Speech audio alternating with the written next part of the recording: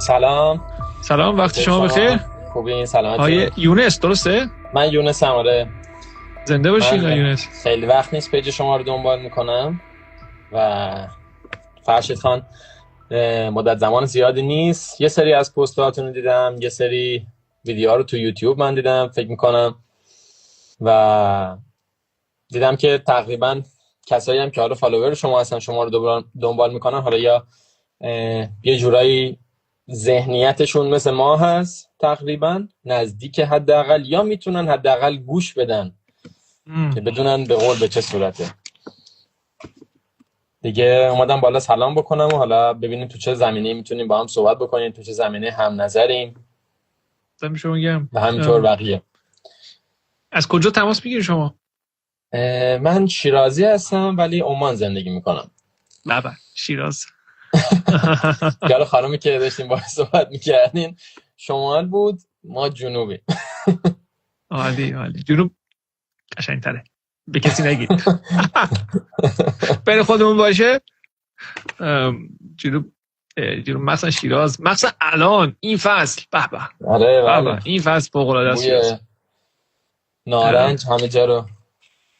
عالیه. شما یه خورده بگید از فضای عمان، کشور دوست و برادر. بخوام توضیح کوچولو بهتون بدم، اینجوریه که تقریبا بیشتر افرادی که اینجا هستن، حالا چه خود کسایی که مال همین کشورن که بهشون میگن مواطن، حالا یا کسایی که اینجا هستن، معمولا عمانی‌ها خیلی خیلی ایرانی‌ها رو دوست دارن و از زمانی هم که اتفاقات افتاده از 1-2 سال قبل خیلی مطمئنا احترام بیشتری نسبت به ما قائلن و خیلی خوشحال میشن. یعنی من اولین باری که اومدم هولوش 4 سال نیم پیش بود که یکی از دوستام که عمانی بود کارامو دیده بود. اون موقع کارهای موبایل زیاد انجام میدادم و منو دعوت کرد. منم یه کاری داشتم توی امارات، رفته بودم دبی، یه سری خرید اینا رو داشتم. بعدش به صورت زمینی یه دفعه من زنگ زد گفت بیا از عمان برگرد. دیگه من زمینی با هم دیگه برگشتیم. از بعد زمان که می‌خواستیم از مرز امارات بریم بیرون، اینجوری بود که خیلی بد رفتار میکردن. بعد زمانی که وارد یعنی مرز عمان شدیم، مثلا پلیس هاشون و شرطه هاشون خیلی رفتارشون متفاوت بود، یعنی خیلی خوب، خیلی خوش برخورد بودن. من اصلا اطلاعات زیادی آنچنان در مورد عمان اون موقع نداشتم، ولی خب به صورت کلی کسایی که اینجا کار میکنن، حالا مثلا یا کارگرن یا چون قشرهای مختلف هستن اینجا، از افرادی که حالا تو قشرهای بالا میان، مثلا شغلای خیلی خوب دارن، تو حتی دولت کار میکنن از کشورهای مختلف، چه افرادی که به قول حالا مثلا شغلای حالا کارگری یا چیزای دیگه هستن. همه بیشتر افرادی که خارجی هستن خیلی ارادتشون نسبت به ایران بیشتر شده. خیلی ایرانی‌ها رو دوست دارن برای اتفاقاتی که افتاده از زمانی که جنگ شد و مخصوصا اتفاقاتی که برای فلسطین افتاد و ایران هم به قول همکاری کرد، یه جورایی حالا اون مردم فلسطین رو حمایت کرد. از اون موقع حالا چه کسایی که به قول ایران که 47 ساله مردم فلسطین رو حمایت میکنه. تازه به چشمشون اومده یه جورایی. حالا به قول ثبات نشون میده. من خیلی طرفدار جمهوری اسلامی نیستم راستش. من جمهوری اسلامی رو دوست ندارم، ولی خب به خاطری که فکر میکنم که مثلا یه حکومتیه که از لحاظ داخلی خیلی کم گذاشتیم، ولی به نظر من از لحاظ خارجی، حالا چه سیاست خارجی هم باز تا چند سال پیش فکر میکنم اصلا جالب نبود، ولی هرچی بود توی مدت حداقل ارتش و سپاه آبروی همه سال خریدن. به نظر من با فسادایی که خیلی هست، با چیزایی که خیلی ساده است ولی نمیتونن تغییرش بدن، با فسادایی که هست، دولت و هر جا مجلس فساد بود توی این دوتا فساد نبود که تونستن جمع بکنن. حالا تو این تونا هم فکر دوتا میکنم منظور هست، ولی خب نمیدونم، یعنی آره بعضی چیزا واقعا شاید برای اگر من بوده هم کم فکر بوده میکنم که همه ناشناخته باشه که چطوری آره. مثلا حالا اون از ولی اون چیزایی که نگاه مردم عمان به ایران خوبه به خاطر اینکه به آمریکا بده، نگاهشون چجوریه؟ یا اصلا برام خیلی جالبه آمریکا پایگاه داره توی عمان؟ فکر میکنم داشته باشه. آره انگلیس معمولا داره دیگه، خدمتت که عرض بکنم آمریکا فکر میکنم داشته باشه یکی دوتا. ولی خب یکی از مواردی که از زمان خیلی قدیم بوده، یعنی مثلا ویدیوهای من داشتم میدیدم هولوش 44-5 سال پیش مال سلطان قابوس بود. اون موقع میگفت که از نظر دفاعی ما کشور خود اینجا باید خودشونو ساپورت بکنن، نه متکی باشن. یعنی فقط تنها کسی بود که این حرفا رو زده بود نسبت به بقیه کشورهای خلیجی که اینجا هست. خوبه، به یه نگاه متفاوتی دارن کلا، به نگاه متفاوت دارن و خیلی روابطشون با ایران خوبه، چون خیلی از افرادی که اینجا هستن یا حالا یا عمانی که هستن، معمولا مثلا اینجا هولوش 55% بلوچی هن. چیزی که خیلی مثلا نمیدونستم مثلا ما بلوچ اینجا داریم و اینا بلوچی هستن. خیلی بلوچی هن که عمانی هن؟ بلوچی های عمان. آره و بیشترشون مثلا یه دوستی که من دعوت کرده بود اون موقع، من هولوش 5-6 سال پیش میخواستم، یعنی اصلا پلن نداشتم که بخوام از ایران برم، یه 2-3 جا کارامو دیده بودم تو اینستاگرام، یه مدت معروف شده بودم برای کار تعمیرات موبایل اینا. اون موقع خیلی پیشرفته نبود تو دنیا، بعد یه دفعه بهتر شد. اون موقع ما خوب کار میکردیم. یه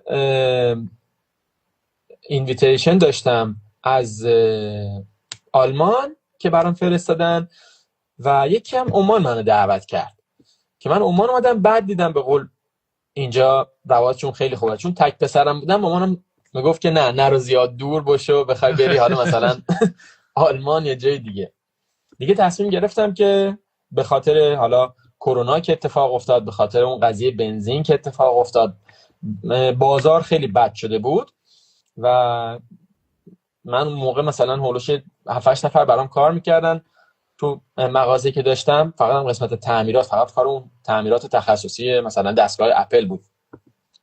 چون بازار خیلی بد شده بود، اون 5-6 نفر از بچه‌ها هیچ کدومشون پاسپورت نداشتن. ما 3 نفر بودیم، تصمیم گرفتیم که دیگه چون بازار خیلی کم شده، کار کمتر میاد، وسایلامون رو بدیم به اونا و ما به قول بریم، حالا چون میتونیم به قول حداقل بریم خارج.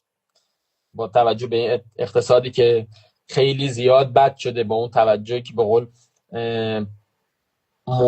مثلا کار ما که موبایل بود، یه دفعه اومدن گفتن که دیگه نمیشه مثلا حتی برد گوشی رو عوض بکنیم، به دلیلی که چیز اومده بود، طرح رجیستری اومده بود. بعد حتی طرح رجیستری که اومده بود باز میشد یه پروسه بود به اسم تعمیری، میشد برد قدیمی رو از رده خارج کنیم، شماره سریال جدید رو بزنیم روش، اونم حتی بستن. یعنی مافیایی شد دیگه عملا. کار شما خود سخت‌تر شده. کار ما سخت‌تر شد، مافیایی شد. یه سوالی که من از همه میپرسم، برام جالبه، حالا شما گفتید من خیلی هم طرفدار جمهوری اسلامی نیستم، ولی آیا همیشه اینجوری بوده، هی طرفدار جمهوری اسلامی نبودین در همین حد، یا نه یه تغییری کرده؟ این تغییره اگر بوده کجا بوده؟ ببین من تا سن الان من 30 سالمه، تا سن 23 سالگی 24 سالگی اصلا هیچ علاقه‌ای نداشتم به اینکه بخوام در مورد چیزای سیاسی بخوام نظر بدم یا برام مهم باشه. از سن 23-24 سالگی شروع کردم به یوتیوب دیدن و اون موقع با یک کانالی آشنا شدم، حالا من درسته اینجا بگم یا نه، به اسم تحلیلگر سیاسی آقای محمد ندیمی. الان هولوش فکر کنم چندین سال اونو گوش میدم و اون بیشتر در مورد مسائلی که خارج از ایران اتفاق میفته صحبت میکنه. این مورد باعث شد من دیدم وسیع‌تر بشه و خیلی از چیزهای داخلی رو دیگه مثلا نخوام فقط مقایسه بکنم با خود ایران. وقتی که با این دید وسیع‌تر شد با دنیا مقایسه کردم، متوجه شدم که الان تو این چند سالی که داره میگذره، چه قبل از جنگ و اینا، متوجه شدم که حالا درسته الان جمهوری اسلامی ممکنه حکومت خوبی نباشه از داخل، ولی چیزیه که من باید حداقل الان اینو داشته باشم، چون که چیزی به اسم اپوزیسیون درست حسابی ما نداریم. یعنی یه چیزی باشه که حداقل بگن اگه این خوب نیست اونو ما بخوایم جایگزین بکنیم با جمهوری اسلامی. یه ورژن بهتری نیست که ما بگیم خب آپگرید بکنم. آره. و تو این مدت زمان الان تو این تحولاتی که داره تو دنیا اتفاق میفته، قدرت داره از غرب دنیا که 200 سال 300 سال توی دست غرب بوده داره کم کم شروع میکنه میره به شرق، و توی تلاطم ما بخوایم شروع کنیم اون قایقی که الان داره میره رو بخوایم تو آب تعمیر بکنیم، به نظر من کار کاملا اشتباه و کار کاملا مسخره‌ایه. به همین خاطر هر چقدرم که بد باشه من ترجیحم اینه که به نظر من هنوز باید جمهوری اسلامی باشه، حتی با اینکه خیلی بده، حتی با اینکه باعث کشته شدن خیلی ها شده. من دوستی داشتم که کور شده، دوستی داشتم که از دنیا رفته، ولی با این حال به نظر من هنوز باید جمهوری اسلامی باشه. الان موقعش نیست. یه مسئله هست که میگن اتفاقات زمانی میتونن بیفتن که بتونن بیفتن. Things will happen while they can. الان نمیشه، شرایطش باشه، شدنی باشه. الان ما نه اپوزیسیون درست حسابی داریم، نه موقعیت دنیا برای ما جالبه. یه چیز جالبی من متوجه شدم تو صحبت شما که فکر میکنم برای خیلی ها میتونه این اتفاق بیفته اگر همین کاری که شما کردین رو بکنن. شما تا یه سنی توی مسائل روزمره زندگی تو دل جامعه اون اتفاقاتی که هر روز داره میفته بودی و انگار که یه چیز کوچیک رو فقط میدیدین. از یه جایی به بعد شما زوم اوت کردین، اومدین عقب، از دور دارید همه چی رو نگاه میکردین. یه جورایی این کانال دمشون گرم آیه محمد ندیمی، من نمیشناسم حقیقتش، ولی دمشون گرم به شما کمک کرده که یه خورده برید عقب، از دور نگاه بکنید. و این از دور نگاه کردن باعث شده که یک، اول از همه کمتر اذیت بشید احتمالاً به خاطر مسائلی که داره در طی روز اتفاق میفته روزانه، و دو، ببینید که دنیا چه اتفاقی داره میفته، شما کجای این پازل بزرگ دنیا هستین. درست متوجه شدم؟ آره دقیقاً همینطوره. متوجه میشه دیگه. یعنی من الان من خیلی دوستانی داشتم که از دست دادم به خاطر همین قضیه، چون یکی از فلسطین حمایت میکردم، یک چیزایی میذاشتم که معمولاً متناقض بود با چیزی که همه اونا دوست داشتن. و چیزی که خیلی متوجه شدم اینه که اصلا اونا درک نمیکنن. یعنی فکر میکنن که فقط ایران وجود داره، حتی دوستایی که الان خارج هستن، فقط ایران وجود داره و همه چیز برمیگرده به ایران. اصلا مقایسه نمیکنن تو دنیا داره چه اتفاقاتی میفته و چه جوری الان ما کجا هستیم. اصلا متوجه نمیشن و سطح اطلاعات خیلی پایینه. حتی دوستایی دارم که سطح اطلاعاتشون خوبه، ولی با این حال مثلا ما به جای رسیده که جر دعوای خیلی زیاد داشتیم با هم دیگه و خیلی مثلا صحبتایی کردیم. من به اونا گفتم شما خائنین، اونا با من صحبت کردن که اونا گفتن تو خائنی. و آخه نمیبینن. یعنی حتی مثلا میخوایم بهشون توضیح بدی اصلا نمیخوان ببینن و نمیتونن که ببینن. نمیدونم چرا. نکته شد به همین برگرده. شما با یه لنز واید دارین نگاه میکنین. خواهش میکنم. نکتهش به نظر من اینه که تو ایران خوب کار نشده که ما خبرگزاری درست حسابی داشته باشیم که مردم همش نرن بچسبن به خبرگزاری خارجی و یه کمبود بوده و باعث شده بسته باشه. وقتی که یه چیزی رو شما بخوای به زور ببندی و بخورونی به مردم، این باعث میشه که از اون طرف اون بشه عقده. و فقط اون ور ببینه، یعنی حتی حرفش هم ناحق باشه اونا فقط با حال اونو میبینن و خیلی راحت باور میکنن. خیلی نکته خوب. قطعا جمهوری اسلامی تو این زمینه‌ها خیلی کم کاری کرده. پولشو داده موشک. نمیدونم شاید بودجه نداشته واقعا بخواد. حالا اینو یه جای دیگه صحبت کردم. هر چقدر به نظرم هر چقدر پول خیلی مطرحه، بالاخره خب بعد سرمایه بودجه خیلی مهمه، ولی خیلی هم میخوان کار انجام بدن که نمیتونن و این به نظرم بیشتر از فساده و بیشتر هم از خود مردم میاد. یعنی نه فقط من بخوام که اشکال از خود حکومت همش باشه. من فکر میکنم ما بیشترین مشکلی که داریم از خود مردمه و مردم به او بلوغ نرسیدن و اصلا براشون مهم نیست، یعنی نمیخوان حتی یاد بگیرن در این مورد. و حتی ما با این حالم خیلی اطلاعاتمون نسبت به بقیه مردم دنیا بالاتره، ولی خب برای جایی که ما زندگی میکنیم تو قلب دنیا هست ما با خیلی سطح اطلاعاتمون بالاتر باشه برای زندگی. چند تا نکته خیلی خوبه، چند تا نکته خوب گفتین صحبتاتون. من دوست دارم حتما به اصطلاح ضبطش بکنم این تیکر رو. یکی این که درست جمهوری اسلامی کم کاری کرده تو بحث تولید محتوا، شاید رسوندن مفهوم به شکل درست و واقعی بودجهش کم بوده. خب یه بحث بودجه است، یه بحث دست و بالش بسته است دیگه، که وقتی تو یه کشور اسلامی هستی دست و بالت بسته است. خب تو هر چقدر پول خرج کن، طرف یه چند سانت دامنشو کوتاه‌تر میاره، لباسشو بازتر میپوشه، خب مردم میرن اون رو نگاه میکنن. آقا چیکار بکنی؟ ولی یه بحث دیگه هم هست برمیگرده به خاطر بذار این تیکر تموم بکنم. ما بیشتر یه بحث دیگه‌اش به خود ما داریم. نه میدونم، ولی در مقابل پولی که اینترنشنال و من و تو و غیره دارن چیزی نیست، اصلا پولی نیست. رقابت مطرحه. رقابت این دوتا خیلی مهمه.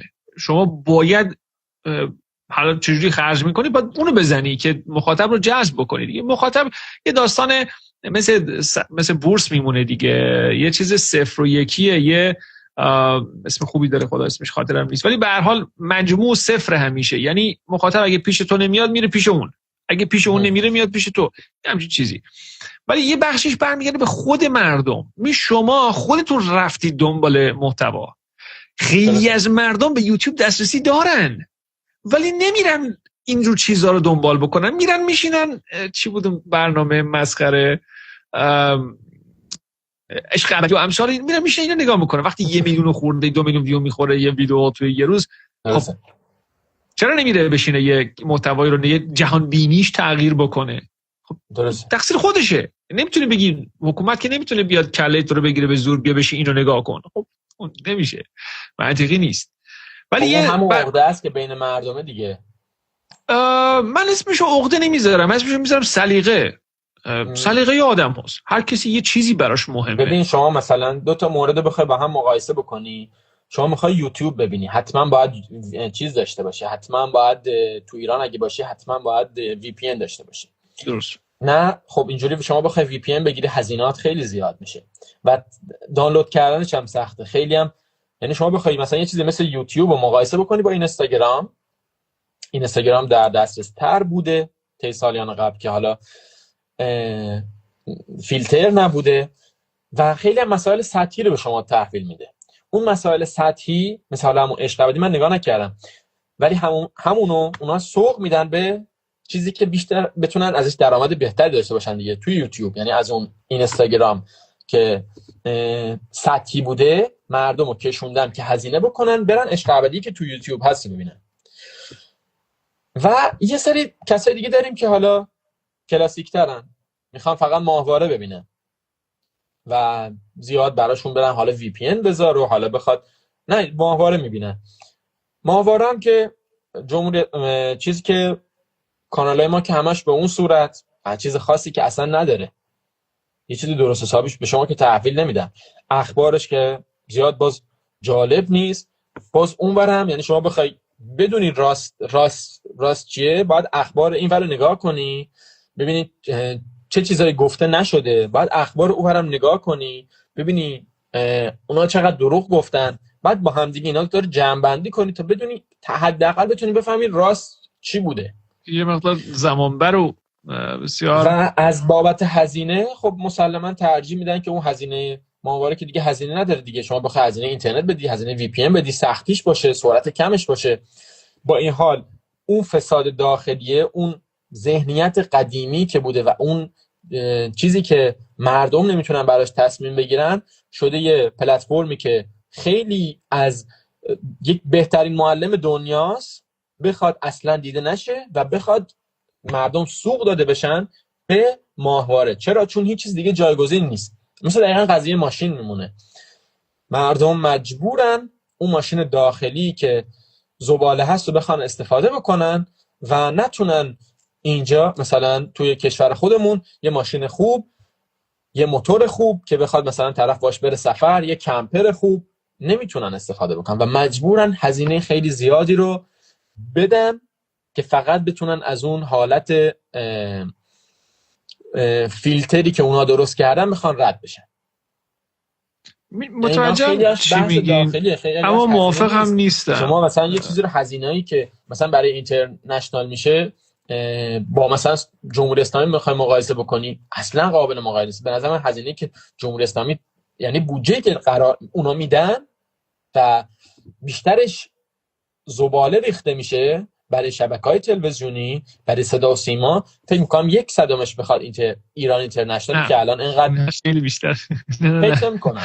چرا بودجهشون مشخصه؟ بودجه اینترنشنال و من و تو و اینا اندازه کل 47 سال صدا و سیماست. بودجه یه سالشون اصلا یه سطح دیگه ای کار میکنن، واقعا یه سطح دیگه ای است. مثل داستان بودجه ارتش هاشونه. بودجه ارتش آمریکا کجا، نظامی ایران کجا، اصلا خیلی فاصله است.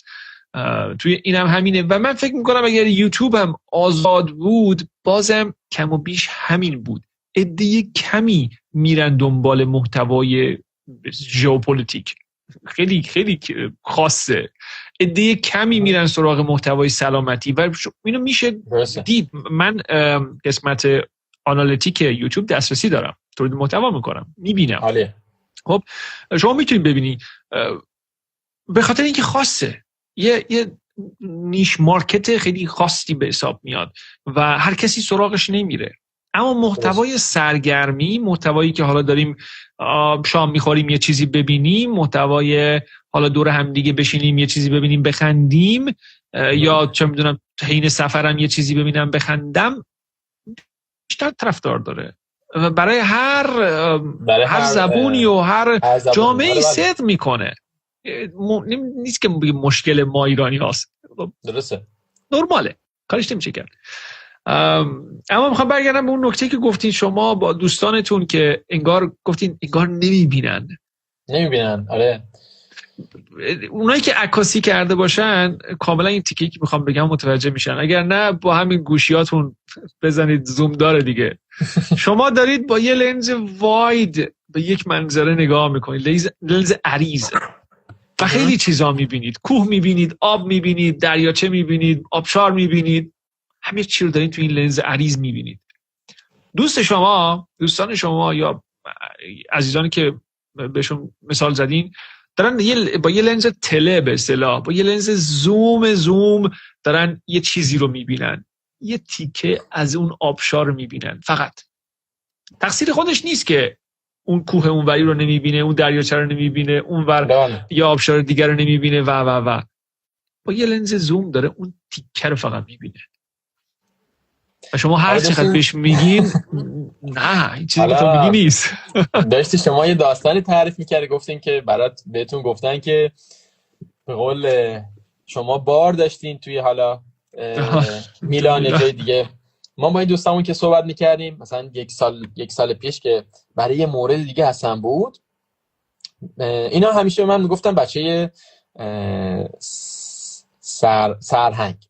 سرگرد، بچه سرهنگ. بعد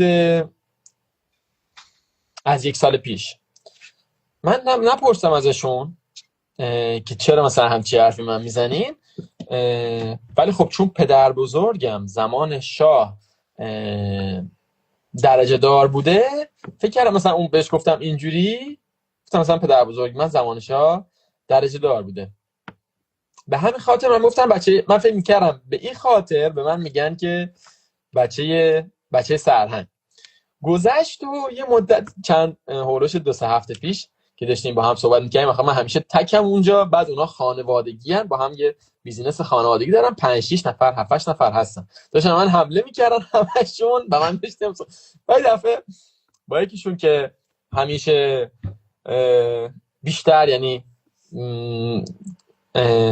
شخصیت اصلی اون قسمت هست، من داشتم صحبت می‌کردم، دفعه گفت میدونی من برای چی میگم بچه سرهنگ؟ گفتم چرا من میگی بچه سرهنگ؟ گفت 1 سال پیش که اینجا بودی یکی بود همشهریتون بود، گفت تو پدرتو من میشناسم و توی نظامه. گفتم پدرم متاسفانه 2 هفته پیش فوت شد، خدا بیامرزتش. خدا رحمتش کنه. و من گفتم چه جوری که من نمیدونم پدرم تو نظامه ولی شما میدونین اینجا. گفت ما به این خاطرت میگفتیم بس. گفتم نه شما اشتباه میکنی، یعنی فکر کردی مثلا من یه موقع مثلا من به جای وصلم یا مثلا نه اینجوری نیست، نه من دیدم فرق میکنه با شما نمیای این موضوع رو ببینی، نمیای این موضوع رو ببینی و همش به صورت نقطه‌ای یه سری چیزا رو من میگی و هر کدومش هم که من برات توضیح دادم اصلا نمیتونی بفهمی. یعنی این فکر میکنم مشکل خیلی‌ها باشه و متاسفانه هر کسی مثل شما یه دید بازتری داشته باشه و تو این دید باز حالا اسرائیل رو بد بدونه، آمریکا رو بد بدونه یا هر چیز دیگه ای مخالف این افراد بگه، مثلا میگن تو حتما به یه جایی وصلی، تو یه داستانی هست وگرنه چطور با ما نیستی. اینقدر توی من اینجوری فکر میکنم اینقدر توی دنیای خودشونن، اینقدر اطمینان 100% دارن که به حقن و جای درستی وایسادن و نمیدونم هر چیزی. تنها کسایی که به نظرشون میاد که خب با ما نیستن، این رو نمیبینن و مثل ما حرف نمیزنن، یعنی این که خوندن دیگه، سپاهی هن دیگه. از این نمیتونه باشه. خیلی این مورد تأثیر زیادی داشته رو من. و حالا غیر از این مورد که بخوام بهت بگم، حالا فکر میکنم این موردم مثلا یه حالت چی بهش میگن وطن دوستانه زیاد دارن.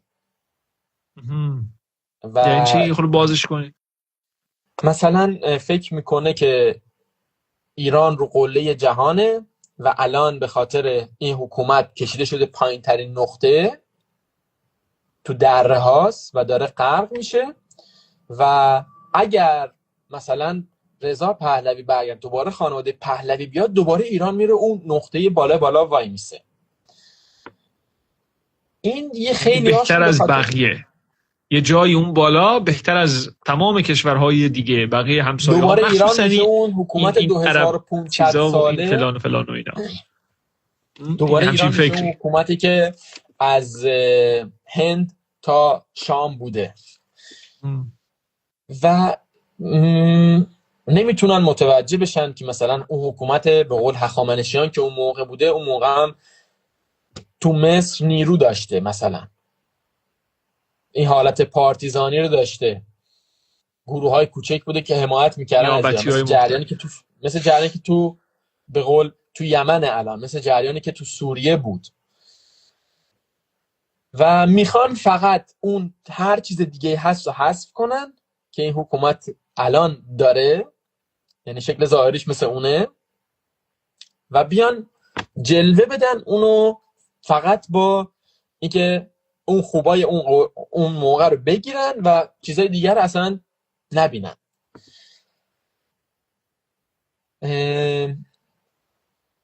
این مورد یه حالت وطن پرستانه داره ولی نیست. کور چجوری بخوام توضیح بدم، مثل حالت بیشتر دوستی خاله خیرسه میمونه و از سطح اطلاعات کمه. من اتفاقا یه قسمت در مورد این درست کردم. این اسمش وطن پرستی نیست حقیقتا و یه چیز دیگه است. این در اصل ملیگرایی افراطیه. زمانی که شما فاشیسم دقیقاً خودت رو، ملت خودت رو بالاتر از بقیه ببینی و این به این علت دوستش داری، این میشه ملیگرایی. میگه تقریبا همه ملت‌ها همچین فکر میکنن در مورد خودشون. میگه حتی اون که تبت بوده و حالا یه مدت پیش داشتم این مسئله میخوندم، میگفت اون که تبت بوده تو کوه بوده، میگفته ما بهترین نقطه جغرافیایی تو دنیا هستیم و اونا به این خاطر میخوان بیان اینجا رو بگیرن یا مثلا اینجوری باشه. و این هر چقدر به بالاتر میره یه نکته خیلی جالبی که هست، جنگ جهانی اول، جنگ جهانی دوم، این ملیگرایی کشورها در سطح خیلی بالایی بوده. اون وطن پرستی یا میهن پرستی زمانیه که تو بقیه رو هم سطح خودت میدونی و میخوای دفاع بکنی از کشورت، میخوای حق کشور خودتو بگیری. تو از من سرتر نیستی فلانی، ولی منم از تو سرتر نیستم، ولی نمیذارم حق منو بخوری، دفاع میکنم از کشورم. این میشه وطن پرستی. ملیگرایی چیز جالبی نیست اصلا، لغتش قشنگه ها، ولی در تعریف اگر ما بدونیم تاریخ رو خونده باشیم قشنگ نیست. من توصیه میکنم دوستان اگر علاقه داشتن سنگر 32 قسمت 22 سنگر رو ببینن تو یوتیوب. من این مفهوم ها رو کامل باز کردم، توضیح دادم، چند تا دیگه هم هست که خیلی خوبه ما بدونیم این مسائل رو. اگر موافق باشین یه جنبندی بکنیم. حالا دوستانم باز گفتن که منم بیار بالا، یکی دیدم، ولی به من پیام بدین تو لایو بعدی ان شاء الله. حتما، خیلی خوشحال شدم. شما اگر دوست دارین یه جنبندی بکنید میشنم ازت. من میخواستم بگم که نه فقط در مورد خودمون، خیلی موارد از سطح اطلاعات پایین میاد و تو این مدت من با افراد خیلی زیادی از کشورهای مختلف در ارتباط بودم و خیلی هاشون شبیه خودمونن. شاید بیشتر ملت ها مثلا زمانی که ما باشون برخورد میکنیم یه خورده احمق از نظر ما هستن. حتی مثلا من هولوش چند ماه پیش روسیه بودم، من خانومم روسه، یه چند ماه اونجا بودم و به خاطر که نمیتونستم صحبت بکنم یه شکل اونا فکر میکردن مثلا من احمقم. خیلی مدت پیشم تو جایی که کار میکردم مثلا افراد زیادی میومدن، بعد میومدن من توی ترمینال بودم، توریستای مختلف که میومدن از هولوش، مثلا موضوعش مال 10 سال پیشه، 15 سال پیشه، بین 10 تا 15 سال پیش، افراد مختلف که میومدن و نمیتونستن صحبت بکنن خیلی زیاد یه حالت مثلا احمق جلوه میکردن. ما هم خیلی این تفکر داریم نسبت به افراد دیگه. در حال حاضر مثلا من میتونم چند تا زبان صحبت بکنم، متوجه شدم که هر کسی استایل خودشو داره، یعنی هر ملیتی یه استایل خودشونو دارن و تو اون مورد خیلی قویان و اینجوری نیست واقعا. مثلا یه موردی از سطح اطلاعات کم بخوام بگم، شما فکر میکنین اون افراد مثلا احمقن یا اوکی نیستن، ولی سطح اطلاعات خودتون نسبت به اونا کمه. مثلا من خیلی از افرادی که میبینم، مثلا من اینجا دوست دارم مال یمنن و یمنم اون قسمتی که حالا مثلا جدا شدن و بعد فرار کردن و اومدن اینجا، مثلا میخوام مثلا به این نفر بگن مسخرش بکنن، میگن تو یهودی هستی. خب و نمیدونن که مثلا اون یهودی که حالا ما میگیم اینا میگن، مثلا حتی نه فقط نسبت مثلا ما ایرانیا، کشور دیگه هم از سطح اطلاعات کمشون میان این حرف رو به بقیه میزنن و نمیتونن حتی تشخیص بدن مثلا یهودی فرقش با صهیونیست چیه. چون مثلا ما تو ایران یه جمعیت خیلی زیادی از یهودی‌ها رو داشتیم که ما حالا مثلا تو شیراز بهشون میگیم کلیمی و اینا متفاوتن. همینجور که اسلام داعش داره، یه چیزی مثل یهودم صهیونیست داره و اینا برای مسخره کردن به اون طرف هیچ نسبتی هم با یهود نداره. اتفاقا صهیونیست شما میتونی مثلا مسلمان باشی و صهیونیست باشی، جزء صهیونیست باشی، میتونی مثلا مسیحی باشی و صهیونیست باشی، میتونی از هیچ دینی نداشته باشی.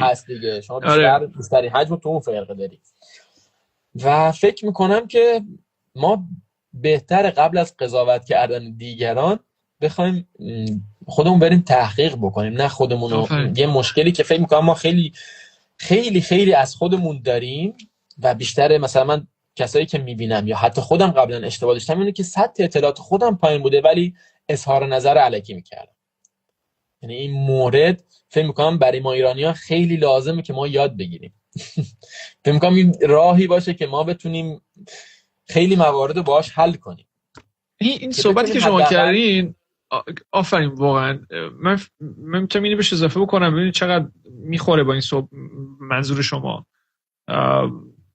فکر میکنم ما ایرانی ها، حالا گوش و کنارش هم باز متفاوته، ولی به هر حال در کل ما ایرانی ها با از توی یک قابی دنیا رو نگاه میکنیم و ممکنه که اون یمنیه از یک قابی نگاه بکنه کمی این برتر، ایتالیاییه یک قاب دیگه ای، روسه یک قاب دیگه ای و هر کی داره از یک قابی به دنیا نگاه میکنه و وقتی میبینیم که اون نگاهش با نگاهی که ما داریم تو این قاب میکنیم نمیخونه، میگیم تو چقدر احمقی، تو قاب من جا نشدی، از قاب من از همه بهتره، مثلا چرا قاب من نگاه نمیکنی؟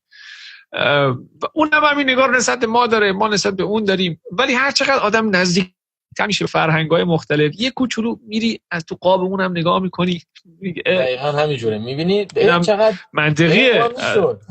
آره از اون ورم میشه نگاش کرد و این خیلی قشنگه، به نظر من خیلی قشنگه. فقط کسایی این کارو میتونن بکنن که وقتی مهاجرت میکنن وارد اون فرهنگ بشن. آره دقیقاً همین. نه هر مهاجرتی که شما وارد اون فرهنگ هم بشید، احتمالاً این اتفاق میفته، اصلا دنیای دیگه برات باز میشه. حالا من جنبندی که میخواستم بکنم، این حرفی که زدم شاید اولش فکر کنین کاملا بی ربط بود به چیزی که میخواستیم، به صحبتی که کردیم، ولی میخواستم بگم که جنبندی من این بود که ممکنه حالا رضا شاه الان عکاس خوبی باشه، بتونه هواپیما بتونه خلبانی کنه یا قابلیت داشته باشه، ولی این فردی که الان هست به عنوان اپوزیسیون و خیلی ها قبولش دارن، به نظر من نمیتونه یه نفر مناسب برای ایران باشه. چون ما تو ایران احتیاج داریم طرفی که هست، اگه بخوام به زبون عامیانه بگم، باید یه آدم پدر سوخته باشه، باید یه آدمی باشه که سیاست رو بلد باشه، باید یه آدمی باشه که سیاس باشه، که هر اتفاقی که الان میفته رو بتونه پیش بینی میکنه. مثل اتفاقی که امروز افتاد، دیروز افتاد، ایران اومد فجیره رو زد، یعنی اون از اومد اینا هم برنامه‌ریزی کرد، از اوپک خارج شد که بتونه دنیا دیده باید باشه طرف، باید دنیا باید پدر سوخته باشه. ما میگیم باید پدر سوخته، حالا پدر سوخته حالا ولی میدونم چی بدترم داشت این عادیشه. باید طرف پدر سوخته باشه که بدونه، باید سیاس باشه، که الان تو این حالت که با کشوری که ما اینا همه سال تحریم بوده، اینا همه مدت فساد بوده داخلش، بتونه اون گلیم حق ما رو از آب بکشه بیرون، که ما داریم وارد نظم جدید بشیم، بتونیم چیزی برای گفتن داشته باشیم، که الحمدلله الان داریم. یعنی الان که یه خباله‌ای نگو که به قول بتونه اون حق ما رو بگیره، که حداقل بتونیم برای 50 سال آینده، 100 سال آینده حداقل یه چیزی دستمون رو بگیره دیگه. آره نظم جدیدی که داره دنیا شکل میگیره، ما یه چیزی داشته باشیم، نه مثل 40 سال قبل ساکت باشیم. حالا 40 سال قبل هم که ساکت بودیم بیشتر همش ساکت بودیم، ولی داشتیم برای آماده میشدیم. آره واقعا وقتی نگاه میکنی به قضایا و همین اتفاقات که میفته، میبینی سپاه 40 ساله داره آماده میشه. واقعا 35-40 ساله داره برنامه‌ریزی میکنه برای همچین روزی و بالاخره زیر نظر آقای خامنه‌ای این کارو داشتن میکردن. و من فکر میکنم آره ما اگه واقعا این لنز واید رو همه بذاریم و ببینیم که دنیا داره به هم میریزه، خب یک شیر تو شیری داره میشه قرقاتی، و فقط زمانی ما میتونیم حقمون رو از این نظم جدید بگیریم و جای درستی بیافتیم، مثل سری قبل نباشه چند میلیون نفر از قحطی بمیرن و بعد تو سری خور باشیم برای چند صد سال، چندین سال. این سری باید یه نفر انتخاب بکنیم، پشت سرش بیفتیم این نفر که بلد باشه چیکار، زرنگ باشه. من یه خاطر تعریف کنم از بازار موبایل حافظ که یه زمانی خب تنها بازار ایران بود دیگه، حتما شما که بهتر میدونید، و خیلی شیر تو شیره دیگه. خب خیلی قراقاتیه اونجا واقعا، اگه بلد نباشی از کدوم مغازه اینقدر شلوغ میشه، یعنی اگه شما با آدم بلده نری قطعا میکنن تو پاچت، خدا وکیلی بدون شک. و یادم یه دوره اقوام ما، عزیزان ما از شهرستان که میخواستن بیان گوشی بخرم، منو با خودشون میبردن تو ببریم با هم دیگه بریم گوشی بخریم. خب من یه چیزی بلد بودم دیگه توی اون زمینه. حالا این مثال خیلی مسخره و کوچیکیه، ولی میخوام در سطح کلان اگه بهش نگاه بکنیم، باید یکی باشه که دنیا و این ژئوپلیتیک و بلد باشه و آدم، نمیگیم اون چیزی که شما گفتین، ولی آدم دنیا دیده‌ای باشه که بتونه حقمونو بگیره. من یکی نمیگذرم از حقم تو دنیا، من یکی میخوام که حق منو بگیره. رضا پهلوی نمیتونه بگیره. مشکل اینجاست. به نظر من همینه. مشکل من دقیقاً اینجاست. ممکنه اینجوری باشه، ممکنه آدم حتی خوبی باشه، ولی اون کسی که بتونه حق ما رو بگیره نیست. چون در وهله اول میشه یه عروسک خیمه شب بازی برای اسرائیل، برای آمریکا، و مثلا یکی مثل رضا شاه، محمد رضا پهلوی، اون موقع داشت تلاش میکرد که از این حالت بیاد بیرون. به همین خاطر اومدن اون اتفاقات افتاد، اون قضیه نفت پیش اومد که بخوام فشار روش بذارن و بخوام بیرونش بکنن. که حالا من نمیدونم حالا شما با این مورد هم عقیده هستین یا نه، که آمریکایی‌ها فشار گذاشتن که انقلاب اتفاق افتاد و فکر نمی‌کردن یه موقع حالا کسایی که میان روی کار بعد بتونن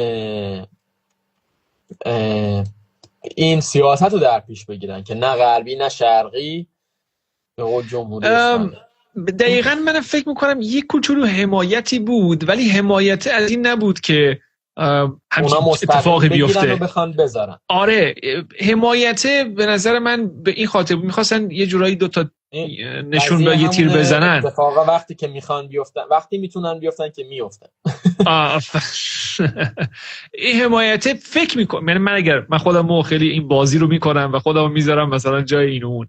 من اگر مثلا جای آمریکا بودم میخواستم یه حکومتی بیاد توی ایران، مثل تو مایه‌های چه میدونم طالبان، تو مایه‌های طالبان که خوبه، از طالبان بدتر داعش.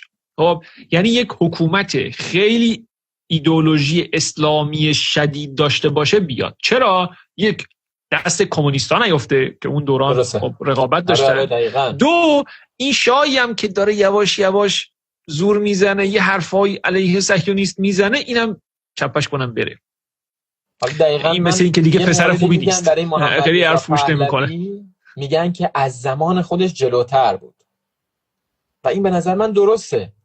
از زمان خودش جلوتر بود، آدم خوبی بود، به نظر من زیر ساخت ایران رو بهتر کرد، درآمد ایران اون موقع خیلی بیشتر شد. ولی این که اومد زود خودش نشون داد و آمریکا رو با آمریکا سرشاخ شد، اون موقع اشتباه بود. میتونست این کارا رو نکنه و بهتر پیش بره، که ولی خب نشد دیگه متاسفانه. و یه سری چیزای دیگه هم داشت، حالا مثل ساواک و چیزای دیگه، مثلا بیان ارتش رو بردارن ببرن. از چیزش چی میگن اینجور موقع، دیواری بود که تا ثریا کج رفت. داستان محمد رضا شاه اینه، پایه اول اون ستون اول کج بود، خودش نیومد درست بنا نکرد، حکومت رو درست بنا نکرد. اولش براش خیلی احتمالاً مهم نبوده، ولی از یه جایی به بعد شاید سرش به سنگ خورده، نمیدونیم ما واقعا، خودش هم که درست چیزی نگفت. اما در آخر تا ثریا کج میرفت اون دیوار، بالاخره افتاد. ولی خب دیگه الان کسی که ما الان داریم به عنوان اپوزیسیون اصلا جالب نیست. باز حالا الهی شکر حداقل جمهوری اسلامی تو این مدت وضعیت دفاعی رو ساخته، وضعیت آفندی رو ساخته که بتونه سربلند باشیم حداقل. جلو دنیا، نه این فقط حالا قسمتش جای شکر داره. اون فقط فساد داخلی و اینا، یعنی تاثیرگذار آنچنانی رو این مورد نبوده. و واقعا باید بگم من ممنونم از کسایی که این کارا رو کردن اون موقع، که ما بتونیم مثلا یه درونی رو بدیم به یکی از ابرقدرت‌های دنیا که بیا تو باعث بشه اصلا رویه جنگشون فرق بکنه. حمایتی که ایران از روسیه کرد، بعد اومد چین از روی این درونا ساخت و کپی کرد از این پهپادا. حالا امیدوارم که هر نحوی از سربلند بشیم همون و بتونیم حداقل لقمه چرب و نرم بعد اینا همه 300 سالی که ایران توانایی نداشته، الان بتونه یه لقمه چرب و نرم ورداره از سفره‌ای که پهنه تو کل دنیا. ایشالله. البته ما به عنوان من و شما نه، ما ایران، یعنی ملت ما، اگر بخوایم از دور نگاه بکنیم یعنی بچه‌های ما بگن که به پدران ما چه کردن توی جنگ جهانی سوم، به دست گل کاشتن، دمشون گرم. و ما الان امنیت و دقیقاً نوشته میشه. دقیقاً. ممکنه این درخت میوهش واقعا به ما نرسه در آخر، اما درخت خوبیه. یکی از فالووراتون کامنت گذاشته ما نیازی به اپوزیسیون نداریم. همیشه همه دولت‌ها نیاز به اپوزیسیون دارن دقیقاً. که بتونن حداقل کار خودشون رو بسنجن. میگه حضرت علی میگه همیشه به حساب خود رسیدگی کن تا کسی به حساب رسیدگی نکنه. عالی بود. اتفاقا منم می‌خواستم جواب اونو بدم. همیشه یه اپوزیسیونی نیازه که تو خودتو جمع بکنی، یه کاری بکنی. آره. ان که اپوزیسیون‌های بهتری باشه و شرایط بهتر برای کشور. واسه پیشرفت دقیقاً به واسه پیشرفت میشه. آره اگه درست باشه، اگه اصولی باشه. من مطلبی داشتم قدیم میخوام، ببخشید من دارم پرحرفی میکنم فکر میکنم. نه بفهمید. یه مطلبی که خوندم، شما الان کشورهای خیلی از کشورها رو نگاه کنید، 2 تا حالت تو پرچمشون دارن. تو پرچم خود ایران هم هست 2 تا حالته. یا مثلا یک کشورایی دارن مثلا مثل امارات، مثلا عقاب، مثلا سوریه، یه بال این ور داره یه بال اون ور داره. این چون که الان دیگه ما از داخل چیزی برای رقابت دیگه نداریم، که حالا مثلا قبلا چی میگفتن اصولگرا و چی بود اون اصلاح طلب بود، که دیگه فکر میکنم از یه مدتی دیگه این پیچیده شد رفت.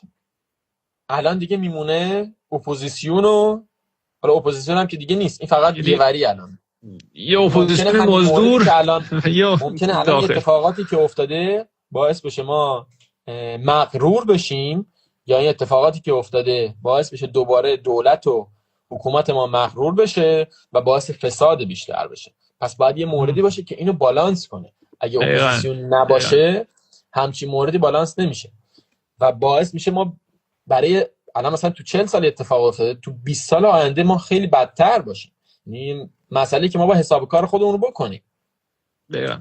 نه یه اپوزیسیون درست درمونه که داخلی قانونی همونجور که ما میخوایم اصولی میتونه مفید باشه.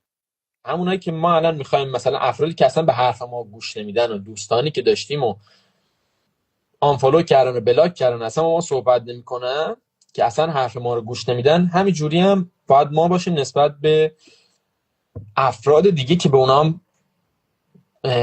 وقت بدیم، زمان بدیم که اونا بتونن صحبت کنن، که بتونیم ما هم از دریچه اونا نگاه کنیم. در غیر این صورت هیچ موقع پیشرفت اتفاق نمیافته. درسته. باید میانه رو باشیم، به حرفای دیگه هم باید گوش بدیم. آره این خیلی کمک میکنه. حالا بعد اوایل لایو های یوتیوب خیلی ها می اومدن از طرفدارای پهلوی می اومدن صحبت میکردن و من از خدام بود بیا صحبت کن به من بگو تو چطوری فکر میکنی، قاب تو به من نشون بده که منم از اون قاب ببینم. ولی هی کمتر شد، انگار که خودشون متوجه شدن که خب منطقی پشتش نیست. آره درسته. دمتون گرم. خیلی خوشحال شدم. زنده باشی. ممنونم که وقت گذاشتین. امیدوارم که سربلند بشیم هممون. هر جا هستیم. شبتون بخیر. خداحافظ. شب شما بخیر. عزیزانی که دوست دارن تو لایو شرکت بکنن میتونید به من پیام بدین. از قبلش اونجوری خیلی بهتره. توی اینستاگرام به من پیام بدین، لایو میرم هماهنگ میکنیم. شما هم بیاین بالا. یکی دو نفر دیگه هم بودن درخواست دادن تو چت گفتن، ولی ببخشید دیگه فرصت فرصت بدم که شما حرفا رو قشنگ و کامل بزنید. 5 دقیقه‌ای کسی صحبت بکنه خیلی جالب نیست دیگه. آره تا لایو بعدی، تا شب دیگه ای، تا هر موقع دیگه. آره فعلا شبتون بخیر باشه. چجوری بسته میشدیم؟ آره فعلا. امیدوارم دیدن یا شنیدن این قسمت براتون جالب و مفید بوده باشه. برای خودم که خیلی جالب بود و کنجکاوم نظر شما رو هم بدونم. حتما کامنت بذارید. از پیشنهادات و انتقادات شما هم استقبال میکنم، چه برای مهمانهای سنگر، چه برای بهبود روند کلی این برنامه. این فعالیت کاملا مستقل هست. اگر دوست داشتید میتونید به طرق مختلفی اما حمایت مالی داشته باشید. هر رقمی، هر چند ناچیز کمک بزرگی برای روشن نگه داشتن چراغ این کانال هست. پیشاپیش ممنونم. امیدوارم که تنتون سالم و دلهاتون شاد باشه. تا قسمت بعد، خدا نگهدار.